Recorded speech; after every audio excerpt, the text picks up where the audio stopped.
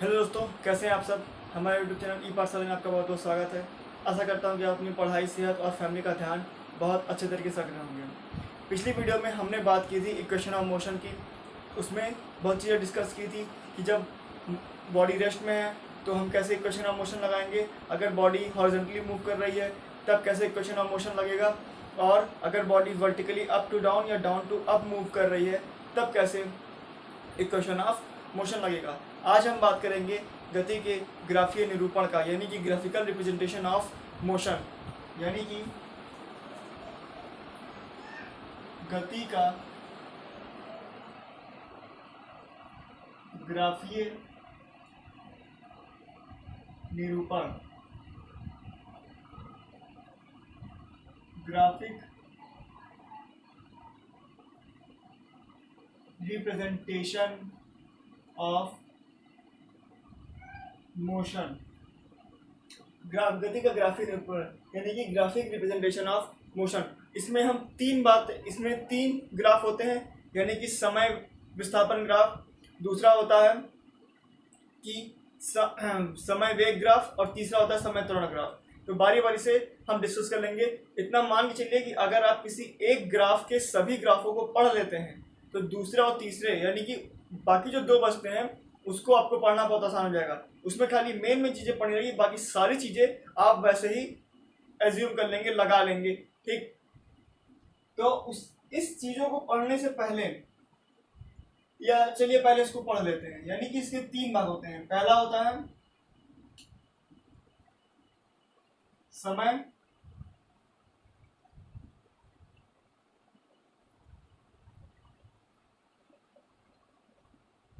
विस्थापन ग्राफ, यानी कि समय विस्थापन ग्राफ। ठीक, दूसरा क्या होता है? दूसरा होता है समय वेग ग्राफ, यानी कि टी और वी। ठीक, जो तीसरा रिप्रेजेंटेशन होता है वो होता है समय त्वरण ग्राफ, यानी कि टी और ए ग्राफ।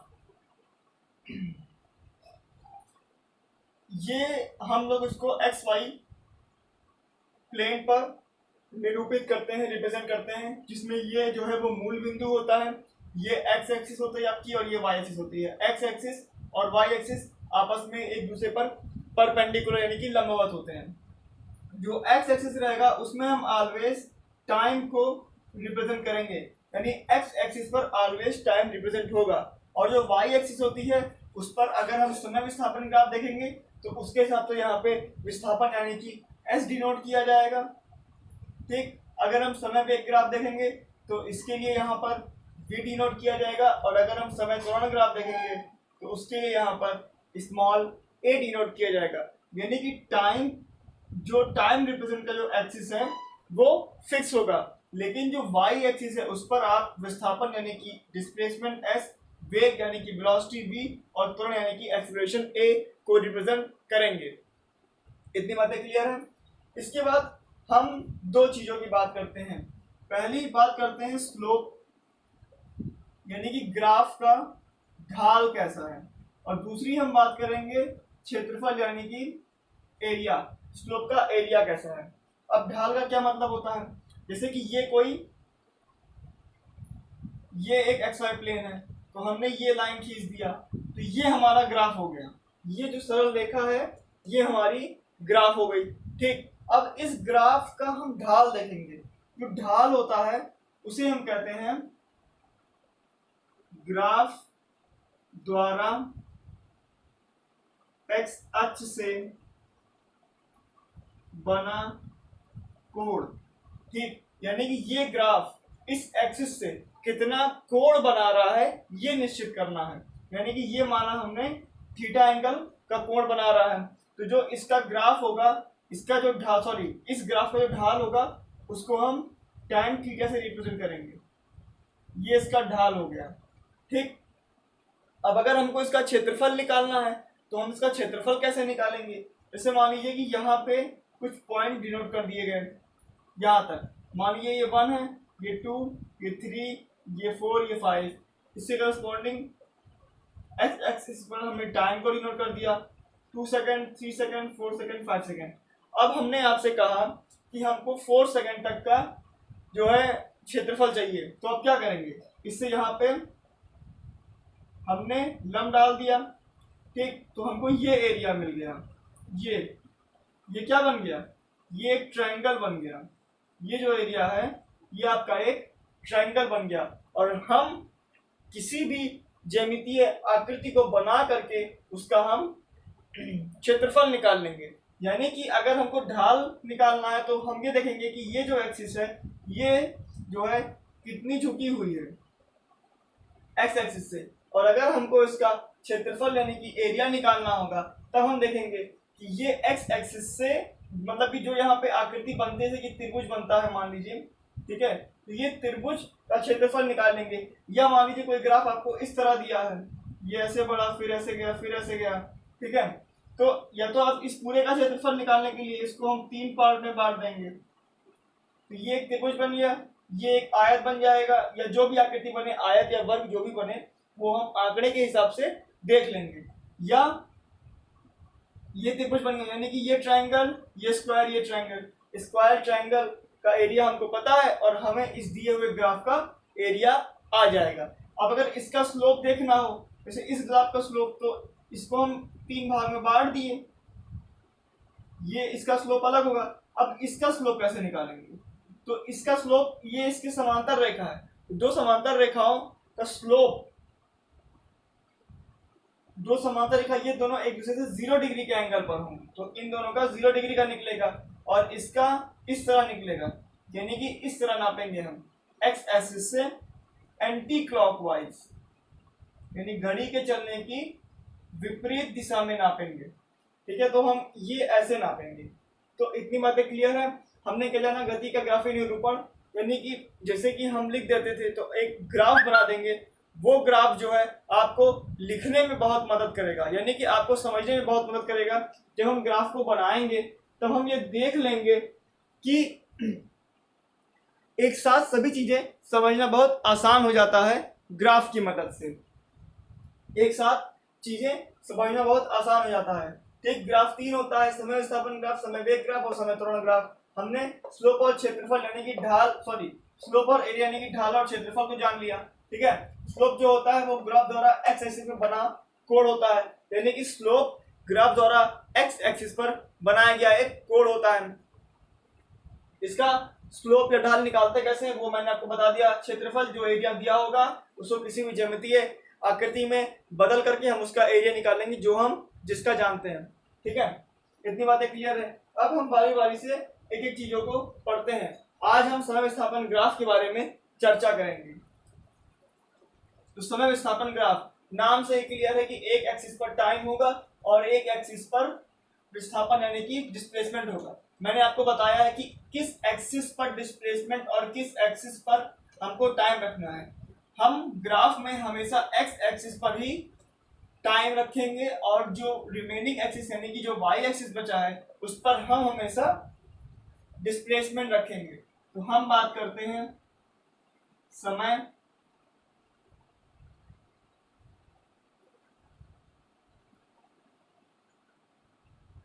विस्थापन ग्राफ की, यानी कि टीएस ग्राफ। ये इस तरह बनता है, ये हो गया एक्स एक्सिस, ये हो गया वाई एक्सिस, यहाँ पे हम एस मान लेंगे, यहाँ पे हम टी मान लेंगे। अब हमने क्या बताया था, हमने दो चीज बताई थी, एक बताया था ढाल और दूसरा बताया था क्षेत्रफल। तो हम इसमें क्षेत्रफल की बात नहीं करते हैं, हम इसमें क्षेत्रफल की बात नहीं करते हैं, हम इसमें केवल ढाल की बात करते हैं। तो अगर हम इसमें केवल ढाल की बात करते हैं तो जो ढाल होता है वो बताता क्या है, यानी कि समय विस्थापन ग्राफ में, समय विस्थापन ग्राफ से हम निकालते क्या है, हम वस्तु का वेग निकालते हैं। समय विस्थापन ग्राफ से हम समय विस्थापन ग्राफ से वस्तु का वेग निकालते हैं। सॉरी, हम इसमें क्षेत्रफल की बात नहीं करेंगे, हम इसमें ढाल की बात करते हैं। यानी कि हम इसमें वस्तु का वेग निकालते हैं, हम इसमें वस्तु का वेग निकालते हैं। अब इस वस्तु का वेग निकलता कैसे है, या इस ग्राफ के कितने पार्ट होते हैं। जैसे हम ग्राफों को कई चीजों में तोड़ सकते हैं। जैसे कि अगर कोई ग्राफ इस तरह हुआ, कोई ग्राफ इस तरह हुआ, ठीक है, या कोई ग्राफ ऐसे हुआ, तो इसका अपना मतलब क्या है, ये स्टैंडर्ड है, यानी कि आपको कुछ ऐसा ही मिल पाएगा। जैसे अगर कोई ग्राफ इस तरह दिया हुआ है, ये दे दिया, फिर ये दे दिया, फिर ये दे दिया, तो अब ये जो ग्राफ दिया है वो इन तीनों से मिलकर ही बना है। ये ग्राफ इन तीनों से मिलकर ही बना है। जैसे ये सीधी लाइन क्या बताती है, तो इस ग्राफ में जो है ये पोर्शन आपको क्या बताएगा, ये वाला पोर्शन है वो क्या बताएगा। अगर ग्राफ इस तरह दिया है तो ये पोर्शन आपको क्या बताएगा, या ये पोर्शन क्या बता रहा है। तो इसीलिए इसके इन चीजों को तोड़ करके अलग अलग चीजों में डिवाइड कर दिया गया, ताकि ये समझने में आसानी रहे कि ग्राफ का कोई एक पोर्शन हमको क्या बता रहा है। इसी वजह से तो अब हम इसकी चर्चा करेंगे।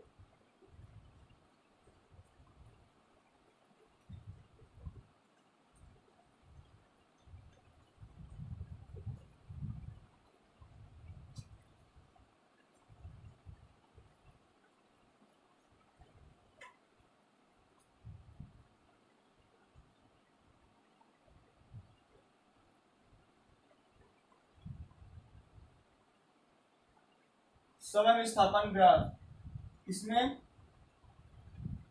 टाइम एक्स अक्ष पर तथा विस्थापन यानी कि एस जो है वो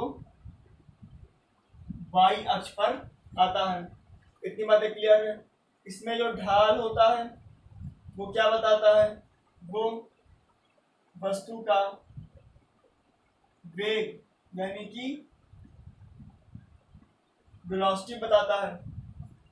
वस्तु का वेग यानी कि वेलोसिटी बताता है। जिसे हमने ये बना दिया, यहाँ पे हमने समय को दिखाया और यहाँ पे हमने डिस्प्लेसमेंट को दिखाया। ये जो ग्राफ कहलाएगा वो समय विस्थापन ग्राफ कहलाएगा। अब इसके कुछ रिजल्ट्स होते हैं जिनको भी मैं बता रहा था।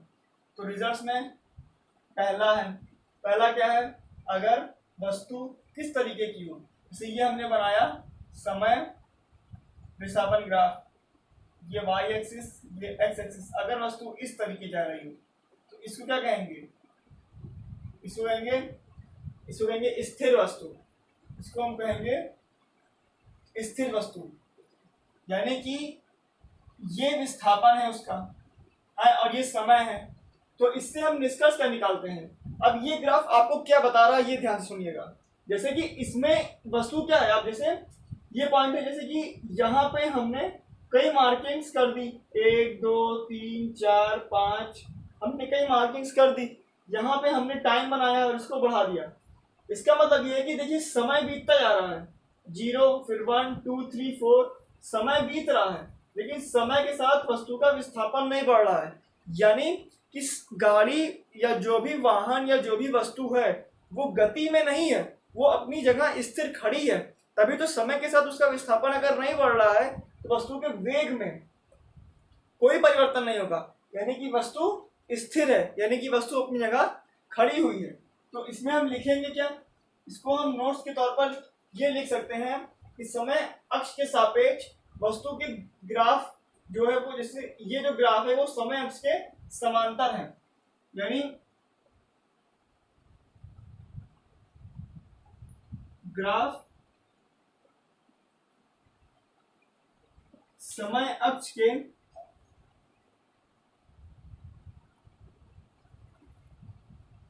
समांतर है, ग्राफ समय अक्ष के समांतर है।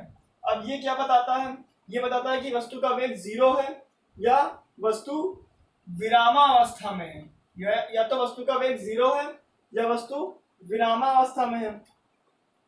ठीक, क्योंकि इसका देखो, अब ये भी कह सकते हैं कि इसका ढाल 0 है और वस्तु का ढाल ही बताता है वस्तु का वेग। अगर वस्तु का जो ढाल है वस्तु का वेग बता रहा है, यानी कि इससे हम ये कह सकते हैं कि इसका ढाल 0 है।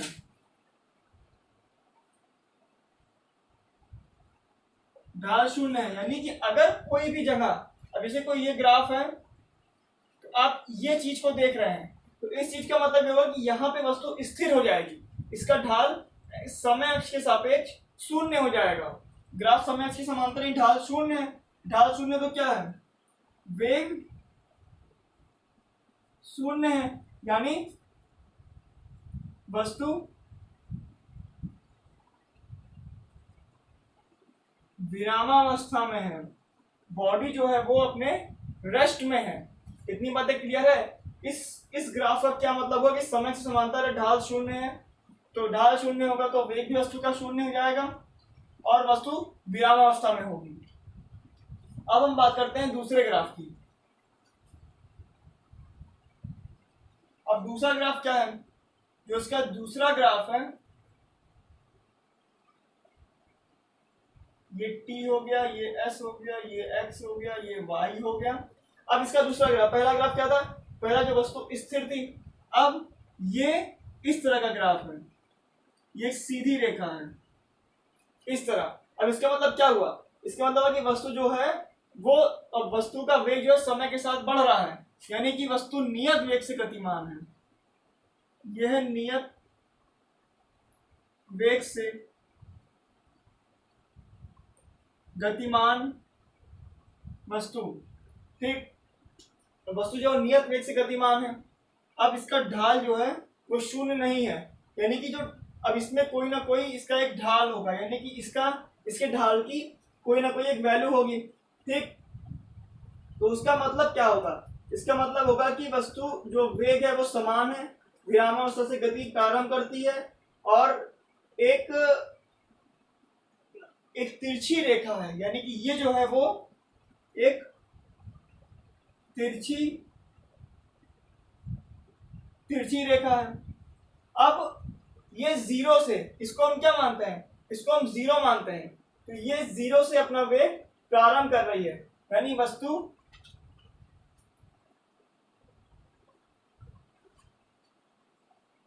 समान वेग से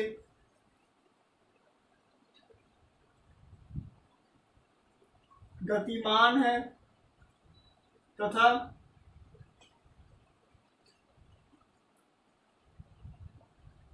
विरामावस्था से गति प्रारंभ करती है, ठीक। ये ग्राफ जो है तिरछी रेखा है, वस्तु समान वेग से गतिमान है और विरामावस्था से गति प्रारंभ करती है। तो इस ग्राफ से ये चीज क्लियर होगी कि वस्तु का वेग समान है और विरामावस्था से वो अपनी गति को प्रारंभ करता है, क्योंकि यहाँ पे जो है वो जीरो है। अब हम तीसरे रिजल्ट पे आते हैं।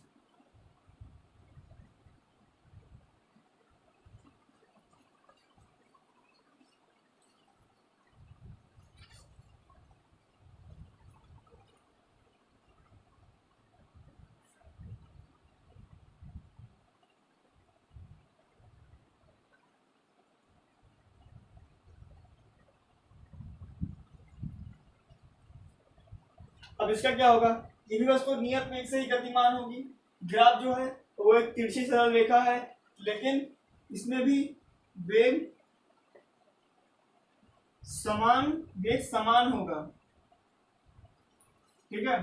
वस्तु अब वस्तु देखो जीरो से नहीं शुरू हो रही है, वस्तु जो है वो जीरो से नहीं शुरू हो रही है, वस्तु का जो वेग है वो कुछ, इसका जो वेग है उसका प्रारंभिक वेग कुछ है, यानी कि हम इसमें लिख सकते हैं कि वस्तु कुछ प्रारंभिक वेग से गतिमान होगी, यानी कि वस्तु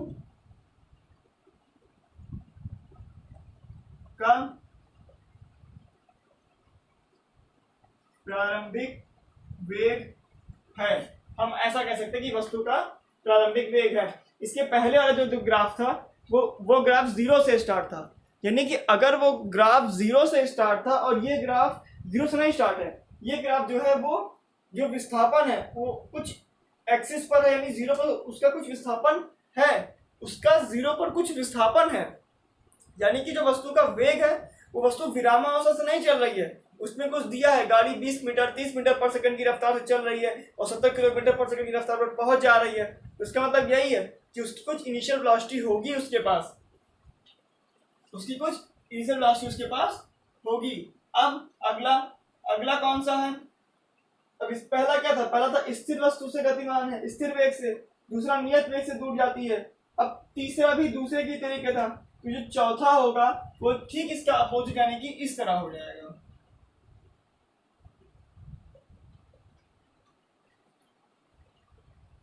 ठीक, अब वस्तु जो है वो नियत वेग से पास आ रही है, यानी यहां पर ये लिख सकते हैं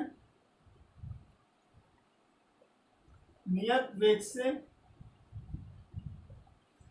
पास आ रही है। वस्तु जो है वो नियत वेग से पास आ रही है, यानी इसमें कह सकते हैं कि वस्तु का वेग जो है वो घट रहा है। जब नियत वेग से पास आ रही है तो वस्तु का वेग घट रहा है। अब वेग घटने का मतलब क्या है? वेग घटने का तो एक ही मतलब है, अब समय तो घट नहीं सकता, अब समय नहीं घट सकता है तो एक ही चीज घट रही होगी, वो क्या घट रही है? विस्थापन, यानी वस्तु का विस्थापन घट रहा है। तो हम लिख सकते हैं वस्तु का विस्थापन डिक्रीज हो रहा है। ये जो ग्राफ एक तिरछी सरल रेखा है,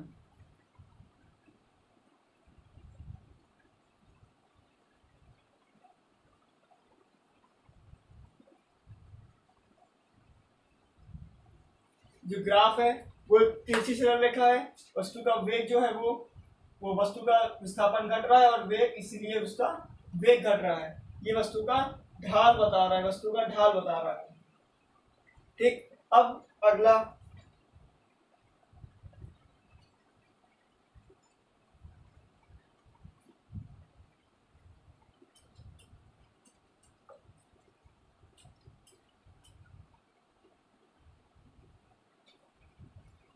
क्या होगा?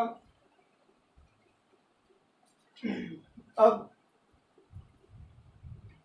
ये वाला हो गया, ये वाला हो गया, ये भी हो गया और ये भी हो गया। हाँ, अब अगला जो है वो ये आएगा, जो ग्राफ है वो इस तरह जा रहा है।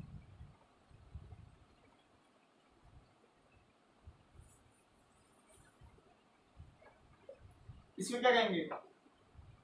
समय के साथ वस्तु की चाल तेजी से बढ़ रही है, यानी कि बढ़ते हुए वेग से गतिमान है।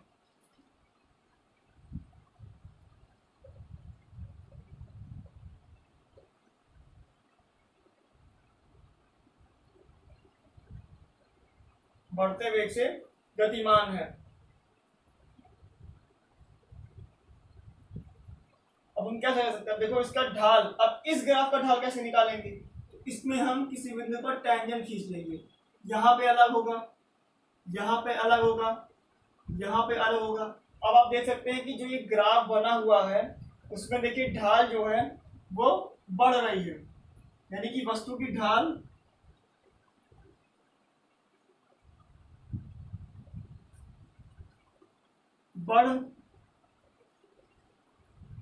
वस्तु की ढाल जो है वो बढ़ रही है। वस्तु की ढाल समय के साथ लिख देते हैं।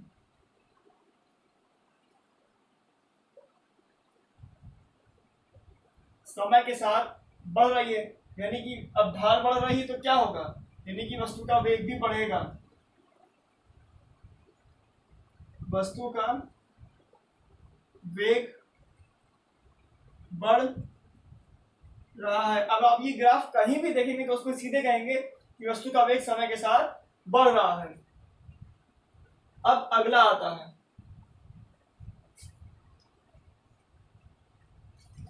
ये कोई ऐसा ग्राफ, या ऐसा नहीं तो कुछ बेकार बन गया है।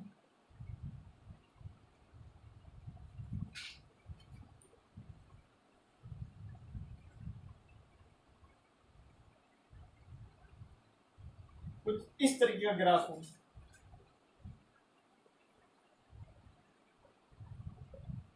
अब कुछ इस तरह का ग्राफ हो, तो ये जो है ये बढ़ रहा है, घट रहा है, बढ़ रहा है, घट रहा है, यानी कि इसमें कह सकते हैं कि वस्तु का वेग, पहली बात तो वस्तु का वेग ही जो है वो असमान है, क्योंकि इसमें ढाल, ये ग्राफ जो है कई जगह से मुड़ा हुआ है, यानी कि इसका वेग असमान है। ठीक, अब ढाल जो है बढ़ भी रहा है घट भी रहा है, यानी कि इसका ढाल पहले तो बढ़ रहा है, यहाँ से यहाँ तक बढ़ा, फिर घटा, फिर बढ़ा, फिर घटा, यानी कि वस्तु की ढाल जो है बढ़ रही है तथा घट रही है। वस्तु की ढाल बढ़ भी रही है और घट भी रही है। तो इससे क्या समझ में आता है? इससे ही समझ में आता है कि वस्तु का वेग जो है वो असमान है। अब इसमें हमने लगभग 6 ग्राफ देखे, तो अब उनको हम कंबाइन कैसे करके या उन सब से मतलब क्या निकालते हैं। हमने एक एक पोर्शन के कैटेगरी को जाना कि अगर कोई ग्राफ इस तरीके का है तो उसमें क्या क्या कैटेगरीज हो सकती है।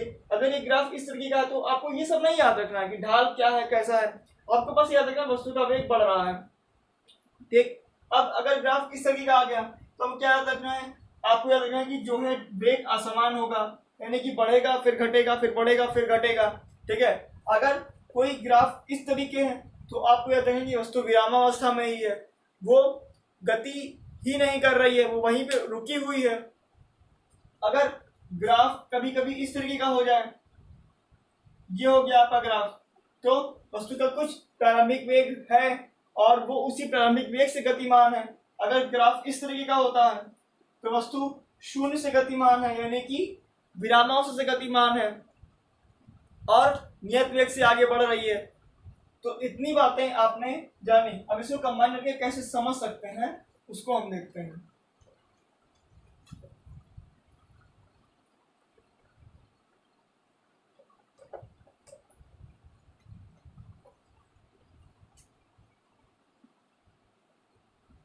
अब जैसे कि ये ग्राफ दिया है आपको,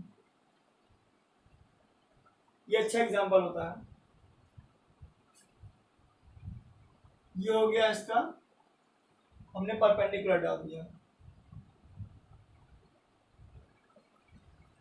हमने इस पर परपेंडिकुलर डाल दिया। अब ये पोर्शन क्या बता रहा है, वस्तु नियत वेग से गतिमान है, इसका ढाल बढ़ रहा है, यानी कि वस्तु नियत वेग से गतिमान है और गति की ओर बढ़ रही है, उसका वेग बढ़ रहा है।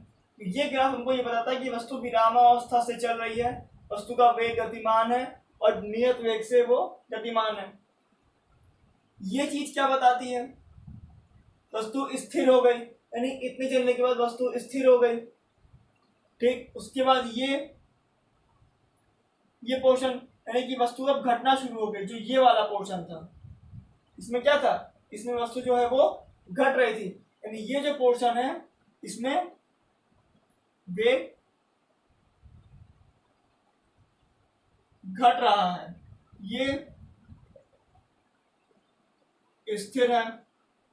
ये पोर्शन क्या हो गया, वेग बढ़ रहा है, गति में वस्तु का प्रारंभिक वेग है। इसमें क्या है, अब ये अंतिम बार जाकर 0 हो जाएगी, तो इसमें जो है वो अंतिम वेग 0 हो जाएगा। तो इतनी बातें इस ग्राफ से हमको समझ में आती है। ऐसे ही हम सभी ग्राफ को अच्छे से पढ़ लेंगे और जानेंगे कि कोई अगर ग्राफ हमको इस तरीके का दिया हुआ है तो उसके एक एक पोर्शन का क्या मतलब होता है।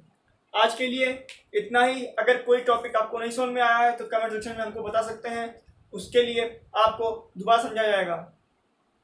कल हम जो 2 ग्राफ बचे हैं उन दोनों को पढ़ेंगे और उसमें सारी जितनी भी कैटेगरी आज इसमें बताई गई है यही सब उसमें लगेगी। बस उसमें विस्थापन और समय की जगह वेग और समय या त्वरण और समय को रख दिया जाएगा। इसी की तरीके से उसमें भी बढ़ेगा। अगर इसमें वस्तु स्थिर थी तो ये वस्तु अगर स्थिर है तो वेग में क्या हो जाएगा कि वो नियत वेग से भी गतिमान हो सकती है, यानी कि उसका वेग समय के साथ बढ़ नहीं रहा है, उसका वेग कांस्टेंट हो गया है, या उसका त्वरण समय के साथ बढ़ नहीं रहा है, उसका त्वरण समय के साथ कांस्टेंट हो गया है। तो इस तरीके से हम ये जान सकते हैं कि कोई भी गति किस तरह हो रही है, बढ़ रही है या घट रही है। तो आज के लिए इतना ही। जय हिंद, जय भारत।